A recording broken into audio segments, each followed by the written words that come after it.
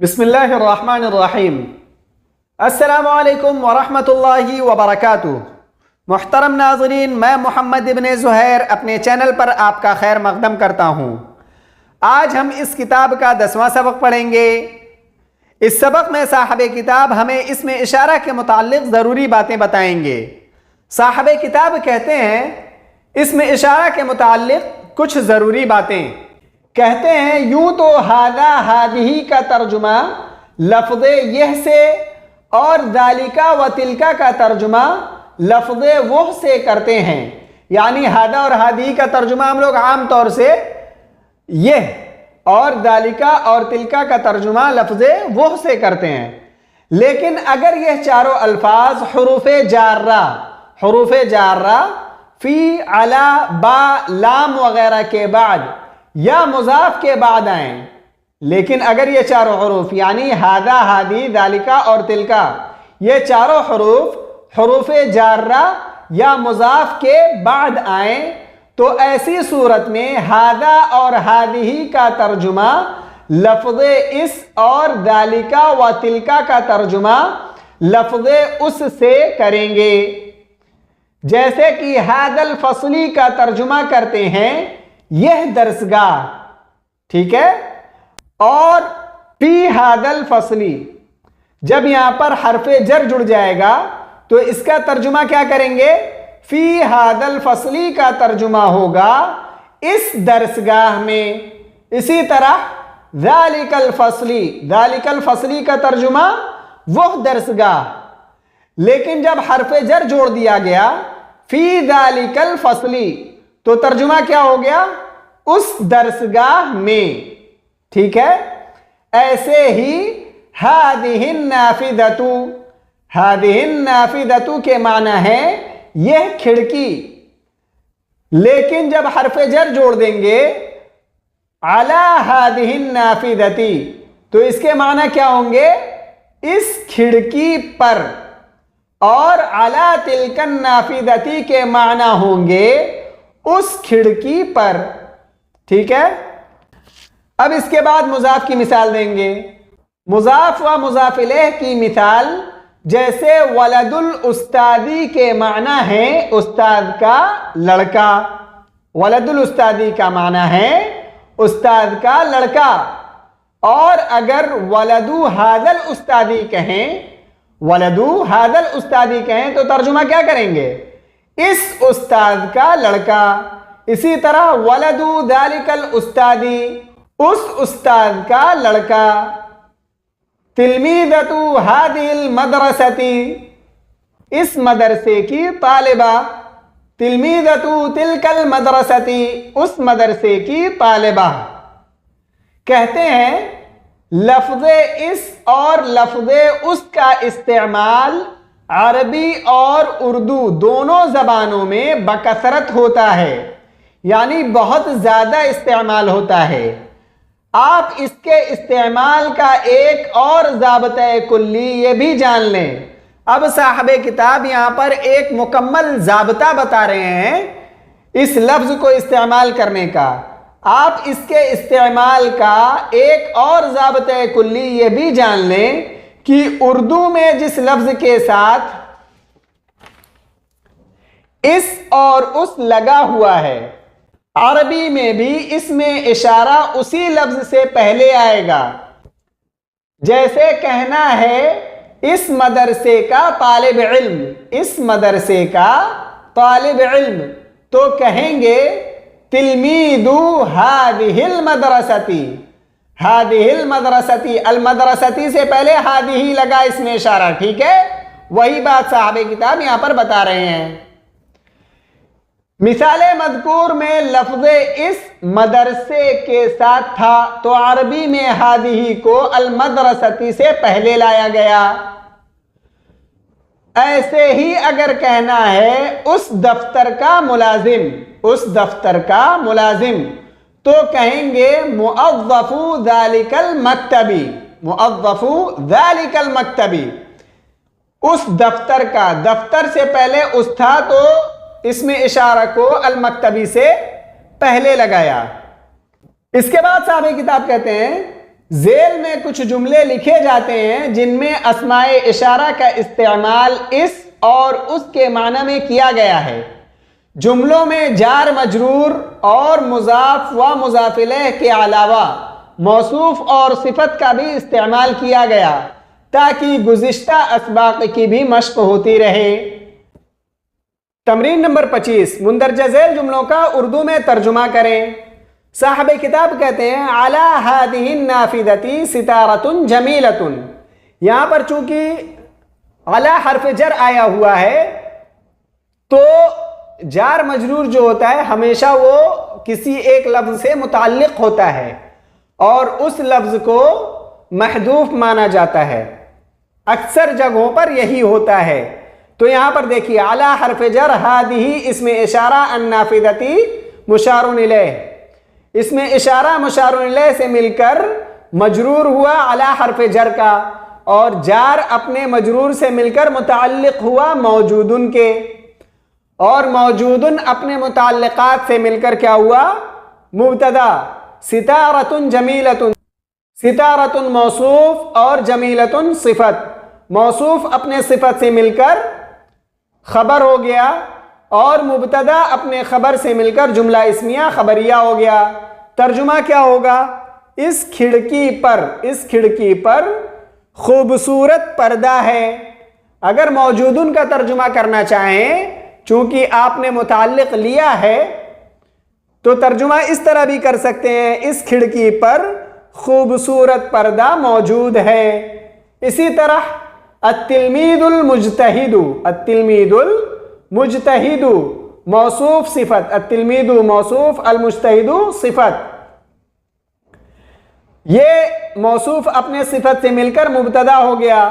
فی حرف جر ہذہ المدرسۃ اس میں اشارہ مشار الیہ سے مل کر مجرور ہوا فی حرف جر کا، اور جار اپنے مجرور سے مل کر متعلق ہوا موجودن کے، اور موجودن اپنے متعلقات سے مل کر کیا ہوا خبر ہو گیا مبتدا کا، اور مبتدا اپنے خبر سے مل کر جملہ اسمیہ خبریہ ہو گیا۔ ترجمہ کیا ہوگا؟ محنتی طالب علم اس مدرسہ میں ہے۔ اسی طرح الستارۃ الجمیلۃ علی تلک النافذۃ، الستارۃ موصوف الجمیلۃ صفت، موصوف اپنے صفت سے مل کر مبتدا ہوا علی حرف جر تلک النافذہ، تلک اس میں اشارہ اپنے مشار الیہ سے مل کر علی حرف جر کا مجرور ہوا، جار اپنے مجرور سے مل کر متعلق ہوا موجودن کے، اور موجودن اپنے متعلقات سے مل کر کیا ہوا مبتدا کی خبر ہو گیا، اور مبتدا اپنے خبر سے مل کر جملہ اسمیہ خبریہ ہو گیا۔ ٹھیک ہے، ترجمہ کیا ہوگا؟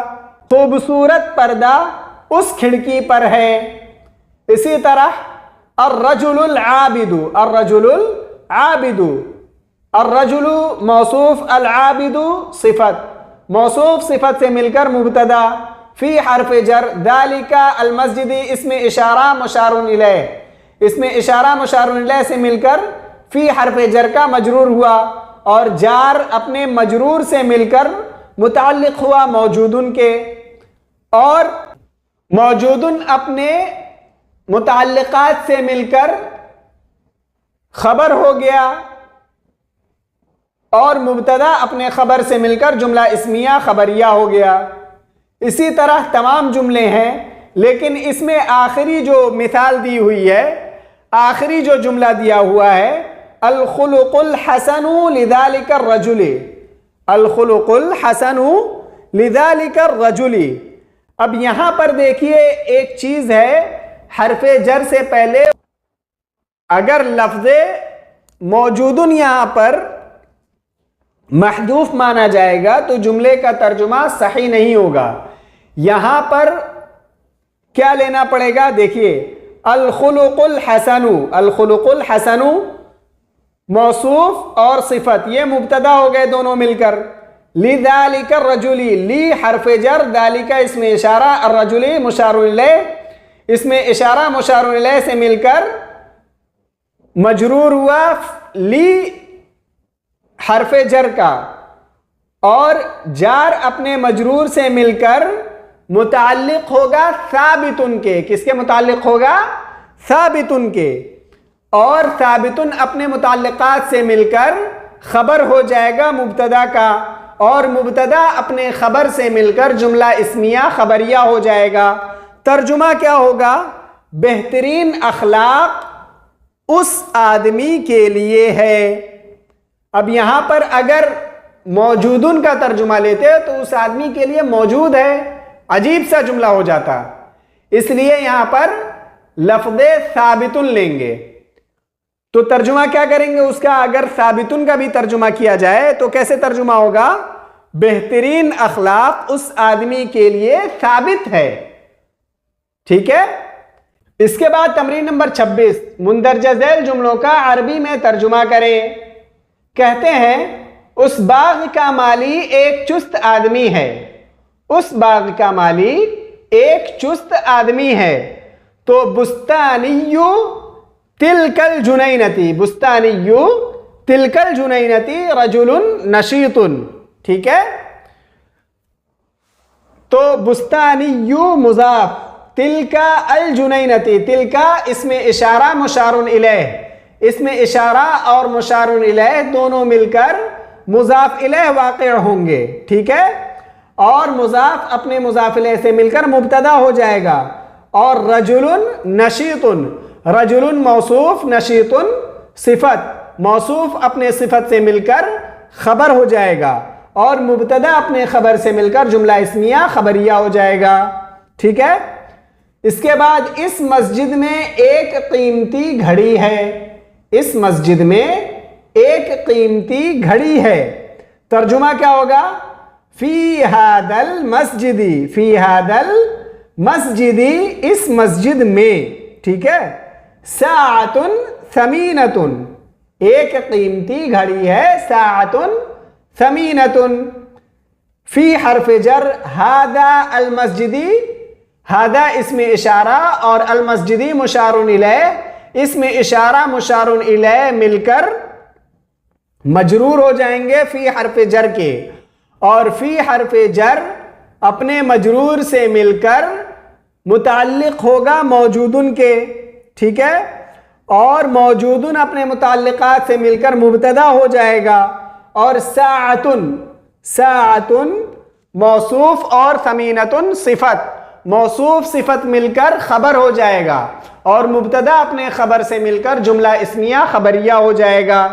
ٹھیک ہے. اسی طرح اس گھر کا کمرہ صاف ستھرا ہے. تو حجرۃ ذالک البیت، اس گھر کا کمرہ. حجرۃ ذالک البیت، حجرۃ مضاف، ذالک اسم اشارہ، البیتی مشار الیہ، اسم اشارہ مشار الیہ دونوں مل کر مضاف الیہ ہوں گے حجرۃ مضاف کے. ٹھیک ہے. اور مضاف مضاف الیہ مل کر مبتدا ہو جائیں گے، اور نظیفتن خبر ہو جائے گی. تو مبتدا اپنے خبر سے مل کر جملہ اسمیہ خبریہ ہو جائے گا. اسی طرح اس مدرسے کے محتمم ایک نیک آدمی ہیں. اس مدرسے کے محتمم ایک نیک آدمی ہیں. تو رئیس ہذہ المدرسۃ، رئیس ہذہ المدرسۃ، رئیس مضاف، ہذہ اسم اشارہ، المدرسۃ مشار الیہ، اسم اشارہ مشار الیہ مل کر مضاف الیہ ہوں گے رئیس مضاف کے، اور مضاف مضاف الیہ مل کر مبتدا ہو جائیں گے. اور نیک، ایک نیک آدمی ہے رجل صالح، رجل صالح، رجل موصوف اور صالح صفت، موصوف صفت مل کر خبر واقع ہو جائے گی، اور مبتدا اپنے خبر سے مل کر جملہ اسمیہ خبریہ ہو جائے گا. ٹھیک ہے. اس کے بعد اس کرسی پر ایک چھوٹا لڑکا ہے. اس درسگاہ کے لیے خوبصورت پنکھا ہے. اس چھت پر ایک طاقتور مزدور ہے. اس لڑکے کے لیے ایک نیا قلم ہے. اس دفتر میں ایک عمدہ قالین ہے.